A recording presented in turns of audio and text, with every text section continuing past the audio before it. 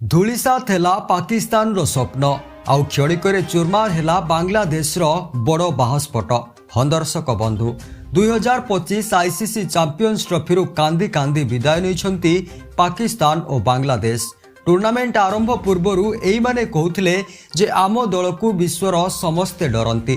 पुणी आउ किए कहूला कि भारत भली 10टी दल को हरेबार क्षमता आमे रखिछु। मात्र टूर्नामेंट आरंभ होबार बस 5 दिन मध्य विदाय नहीं उभय दल। तेबे दर्शक बंधु आपण जदि टीम इंडिया को लाइक करती ताले ए वीडियो को गोटे लाइक करी चैनल को सब्सक्राइब कर दियंतु। गतकाली बांग्लादेश विपक्ष में न्यूजीलैंड रो विजय आयोजक पाकिस्तान को चैंपियंस ट्रॉफी बाहर कर देछि। उद्घाटनी मैच रे न्यूजीलैंड निकटरू हारिबा परे भारत आगरे आत्मसमर्पण करिथिला पाकिस्तान। तापरे तार शेष आशा सान भाई बांग्लादेश उपरे रहिथिला, किंतु गतकाली न्यूजीलैंड बांग्लादेश को 5 विकेट रे परास्त करिछि।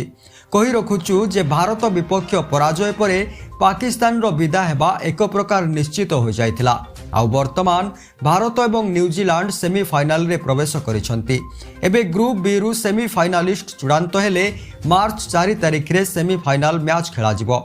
यह पूर्व मार्च 2 तारिख रे ग्रुप ए रो प्रथम स्थान पई भारत और न्यूजीलैंड मध्य टक्कर हेबो। किंतु दर्शक बंधु ग्रुप बी रे एबे भी बहुत रोमांच बाकी रही।